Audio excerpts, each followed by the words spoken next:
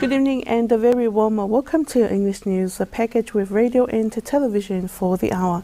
Making headlines, underground water predicted to be affected over the next 2 months due to drought season. Species in the special management areas are on the rise. And Australia aids Tonga reach 70% renewable energy by 2030. We'll have these and more stories later on in the bulletin, including the sports. Now with the news in details. Ongoing fumarolic activity has been detected at the Home Reef submarine volcano, with gas being released into the atmosphere 1 kilometers above sea level. This activity was detected not even 24 hours since the first volcanic advisory from the Geological Services.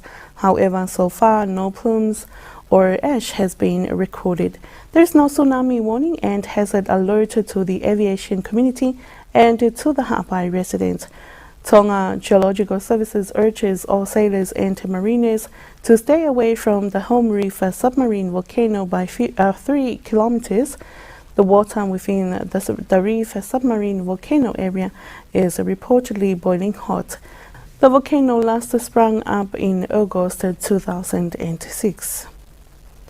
Tonga Geological Service predicts that water underground will be affected over the next 2 months due to severe drought in Tonga, because there is currently little rainwater collected from the past months and public are mostly using the underground water. Mark Ake with more on this story. Geologist Daniela Gula says Tongatapu and outer islands have different underground water and it is starting to be affected due to Tonga's long-term droughts. A survey was conducted which found widely reported claims that many water sources have been severely affected, and it is predicted that in the next 2 months, the water situation will worsen. Meteorologist Ofafa Nunu described the next 2 months Tonga will face as a water supply crisis. The public is advised to use water more wisely within the next 2 months. Ha'apai Island is the largest affected in Tonga, and the National Emergency Management Office, or NEMO, is in the process of addressing the issue by using machinery to turn ocean water into drinkable water to help communities in Ha'apai that are in desperate need of water. June, July, and August are the only months in the year when more rainwater is collected on average, but this year the rainfall that has been collected did not hit the average mark. Whanunu adds that the average of collecting rain in these 3 months is 100 milliliters, but this year Ha'apai collected only 18 milliliters in June, 21 milliliters collected in July, and 32 milliliters in August. In Tongatapu, 36 milliliters in June, 21 milliliters in July, and 38 milliliters in August. The public are being urged to make sure water pumps and pump lines at homes are not leaked so as to not waste underground water. The Ministry of Fire and Emergency Services believes that they will be able to work more quickly to investigate the cause of any fire that occurs using special drones. Mark Ake again tells you more. The Fire Ministry conducted a 5-day training program this week along with other first responder ministries such as police, the military, and Tonga Geology Service. This training is led by the Global Medic from Canada. Daniel Sia from the Global Medic says the aim of this training is to teach participants how to use drones as a tool to gather information and data for their respective services. The equipment that we're flying with the drones are primarily a DJI brand, and we've got some different ones. The Tonga Fire has purchased some new and very good drones just recently. But the Geology Service has, and the police have drones as well too. A little bit different, but they're more similar than they are different. The technology allows them to be able to go and capture images, either video or still images of areas that are damaged, disasters, accidents, that type of thing. And of course, Tonga's experienced a disaster not too long ago. So this is an opportunity to collect information. Photos are information. And given to the authorities, it allows them to make quicker decisions on what damage has occurred and faster decisions on how to remedy it or to recover from that. Daniel Sia hopes that participants will have enough knowledge and expertise to carry out their duties safely using drones once the training is complete. Meanwhile, Sydney Vea from the Fire Emergency Services says it's clear from this training that it will help improve their work, especially with investigating the causes of a fire, in which this drone has the ability to predict the cause of a fire and take more information and images close to the scene. The Tonga Geology Services also participated in this training, in which Apai Moala from the department says is a good opportunity to learn how to use technology that is very vital and will help with the work in the geology department when it comes to collecting data from an event or disaster happening out at sea. He says with this new technology they will be able to provide more accurate information and in short time, such as providing information from a volcanic event like the eruption in January, and they can put out advisories and alerts in a more quick and efficient manner. However, this training program started on Monday and will be completed this Friday. The Special Management Area or SMA program is as successful as species in these areas become more and abundant. In an interview with the CEO of the Ministry of Fisheries, Dr. Dukolonghau Halafi, says 59 special management areas in Tonga with laws and regulations for the people must comply with it. Halafi adds fishermen from Hapai experience getting more fishes nowadays from coastal areas compared to the past years with rare fishes at the coastal area. Yesterday, the Ministry of Fisheries launched a national training for the special management areas attended by the community leaders and officials. The chairman of Nuku'alofa SMA committee, Stephen Ifeau, told Radio and Television Tonga News they have been proven how good this program is. The Fisheries Ministry vision fishermen need to learn about ways of preserving living organisms in special management areas to sustain marine organisms in shallow areas for fishing in the future. This program is available to any fisherman who wants to join in because the ministry wanted to preserve our living organisms in special management areas for the future. And the government of Australia is helping Tonga's goal of moving 70% renewable energy by 2030.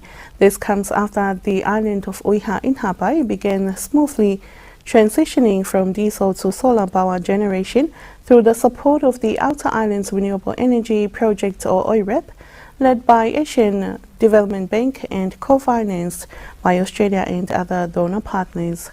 The Australian High Commissioner, Her Excellency Rachel Moore, visited Oiha community last week to inspect OIREP's progress. High Commissioner was accompanied by the Acting Governor of Hapai, Anavi Koso, and the Infrastructure and Energy Program Manager, Mapata Malolo, and officers from OIREP and the Australian High Commission. 3 Gamma Solutions technicians, Valentine, Alvaro, and Paula, the project manager Setidaya Chen, and the safeguard specialist Hikayone Lomori are currently in Oiha, Hapai to do the testing of the solar system operation. In a statement, Setidaya Chen said he was really thrilled to see the joy amongst the households in Oiha and Felemea as they access electricity from the solar panels, which has provided 100% renewable power on 24-hour cycles since the testing commenced on the 11th of September. He added that they are now nearing final acceptance testing for a practical commissioning. Until now, households in Oiha and Felemea had access to electricity generated by diesel in only 6 hours a day. Haladogowa, one of the talking chiefs in Oiha, said he was delighted to witness this milestone in Oiha. Under the program, Oiha has had 100 kilowatts peak solar mini grid and 210 kilowatts per hour battery with 50 kilowatts diesel generator installed with wiring to 197 households. Oiha residents can now iron their clothes and refrigerate their fishes, lobsters and octopus in their own home as long as they have the appliances. The testing is scheduled to be completed on Friday the 16th of September, and the team will move on to do the remaining works and testing in Ha'ano Hapai. There will be continuous on-job training by the OIREP team so that the community's solar committee will be familiar with the system and know how to operate the hybrid system. There is also software that's connected to the technician's phone to notify them once an issue is detected with their power station. OIHA also has a diesel genset as a backup. Should any issue arise with the system, the program will disconnect itself automatically. Sports is up next with Mark Ake, and it is kindly sponsored by Pacific Timber and Hardware.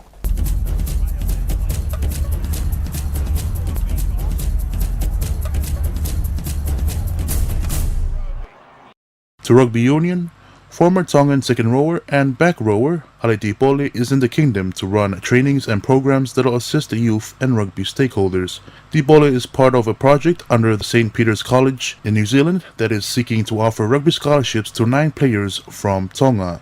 Dipole told Radio and Television Tonga Sports News that his role is ensuring that players are taken care of even if they don't get a rugby contract after their scholarship. He adds that there are many students that get sent back to Tonga if they don't secure a rugby contract after their studies, and so he and the Ministry of Internal Affairs will try to push schools or rugby academies overseas to commit to offering alternative career pathways if the students are unable to get a contract. Haleti Pole has also donated clothes and sports equipment to the Marist Up for O rugby team and has shared his expertise, skills and knowledge to different rugby teams, both men's and women's, since his arrival. Haleti Pole and All Black Shannon Frizzell also paid for the reconstruction of the Up for O fence that was damaged by the tsunami in January. And Tonga lost their first match at the Oceania Futsal Cup to Vanuatu, going down 9-0. Ridley Napau, Thanas Alik and Sandy Mensau all scored doubles to help Vanuatu to a 9-0 win over Tonga last night. Vanuatu led 5-0 at the break, and it could have been more if not for the heroics of Tonga shot stopper Sitaleki Tualau, who made a number of impressive saves as Vanuatu banged in 16 shots on target through the opening half. After a long break in the scoring in the second stanza, Mensau scored twice in the space of a minute before Bill Tamuri bagged the 9th for Vanuatu.